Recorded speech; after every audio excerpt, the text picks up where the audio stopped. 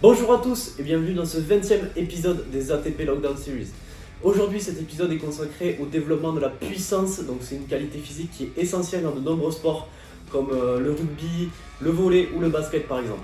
Comme d'habitude, l'entraînement s'affiche actuellement sur vos écrans et l'échauffement est disponible en description. Pour cette séance, on aura donc 3 blocs, un premier bloc axé sur la puissance, un deuxième puissance et coordination et enfin un petit finisher. Pour que cet entraînement soit accessible à tout le monde, on aura pour chaque exercice une variante qui vous permettra de travailler du coup et de vous renforcer sur des patrons moteurs qui ressembleront aux exercices proposés dans la séance. Enfin, pour ceux qui choisiront d'utiliser les exercices axés puissance, on aura 3 choses à garder en tête. 1. L'intention de vitesse. Sur chaque mouvement, on essaiera d'aller le plus vite possible, d'envoyer le plus d'énergie dans le mouvement. 2. Peu de contact au sol. Sur les exercices où vous devrez effectuer par exemple plusieurs sauts, on essaiera de limiter le contact au sol. 3. L'extension totale du bas du corps, donc la triple extension, cheville, genou, hanche, qui devra être maximale sur les sauts. Pour finir, pensez à ne pas négliger la récupération entre vos séries. On a mis volontairement 2 minutes de récupération afin que vous puissiez bien souffler et pouvoir réattaquer vos séries avec le plus d'énergie possible. On est sur de la puissance, il faut que ce soit qualitatif. On passe à présent à la description des exos. On commence donc cet entraînement avec des lateral jump. Pour les réaliser, on vient se mettre en position athlétique. On note que la jambe qui est levée sur cette position sera la jambe qui viendra prendre appui. Une fois qu'on est dans cette position, on vient se laisser tomber en prenant appui avec la jambe qui était auparavant levée pour pouvoir ensuite pousser avec cette jambe vers l'extérieur. On essaie de bien stabiliser à la réception, on change de pied et on fait ça de l'autre côté. Comme variante de cet exercice, on aura des Cossack squats. Donc pour les réaliser, on vient prendre une largeur de pied supérieure à celle de ses épaules. Donc cette largeur variera selon votre mobilité. Et on viendra ensuite effectuer une flexion de jambe tout en gardant le dos droit et en regardant devant soi. On peut s'aider de ses mains en les plaçant un petit peu devant pour ajuster son équilibre. Et on pense à garder le bout du pied de la jambe qui n'est pas celle d'appui bien levé. On pensera à ajuster la profondeur de sa flexion selon notre niveau de mobilité. Et on effectuera entre 8 et 12 répétitions par côté. Deuxième exercice de ce premier bloc de travail, on sera sur des broad jumps. Pour les réaliser, on vient fléchir ses jambes sur une position qui serait à peu près à 1/8 de squat. On vient ensuite pousser fort dans ses jambes, finir bien l'extension de son bas de corps pour aller chercher loin devant. On réalise ainsi un saut vers l'avant le plus loin possible. On fait bien attention à bien stabiliser à la réception, il y en a 3 à réaliser.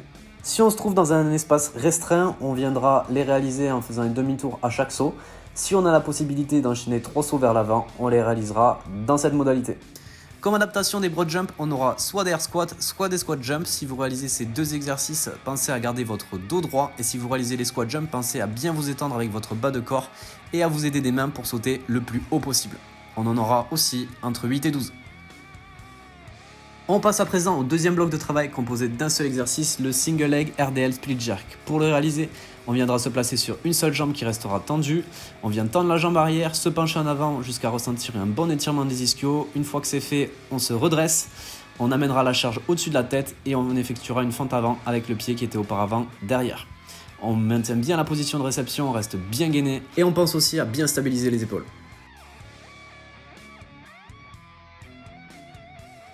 Comme adaptation, on sera sur des single leg RDL, donc pour les réaliser, on vient prendre la charge à un seul bras, garder sa jambe d'appui bien tendue, tendre sa jambe arrière, on pense à rester bien gainé et on rapproche ensuite sa jambe arrière vers l'avant. On effectuera entre 6 et 10 répétitions par côté. Troisième et dernier bloc de cet entraînement, on sera sur un petit finisher, donc un EMOM qui durera entre 8 et 16 minutes selon votre forme du jour. En minute 1, on viendra tenir la chaise pendant 15 secondes, donc la chaise contre un mur avec l'angle des genoux bien à 90 degrés.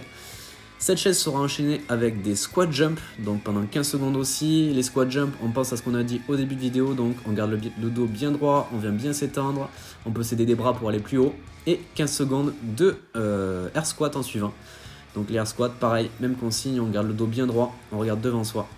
En minute 2, on sera sur du holo avec fermeture. Donc pour pouvoir réaliser ce holo, on vient serrer ses fesses, bien tendre ses jambes l'une contre l'autre. On vient décoller ses omoplates en engageant sa sangle abdominale. Et une fois que c'est fait, on viendra d'un côté plier son genou pour pousser sur sa main et bien engager ses abdos. Et de l'autre côté, on viendra réaliser les mouvements dynamiques présents dans la vidéo. On fait 30 secondes d'un côté, 30 secondes de l'autre. Et voilà, ce sera tout pour ce 20e épisode des ATP Lockdown Series. On espère qu'il vous aura plu. Si vous avez la moindre question ou que vous avez aimé cette vidéo, n'hésitez pas à nous suivre sur Instagram avec ATP Prépa Physique. Et d'ici là, je vous souhaite une bonne journée, un bon entraînement. On se retrouve au prochain épisode.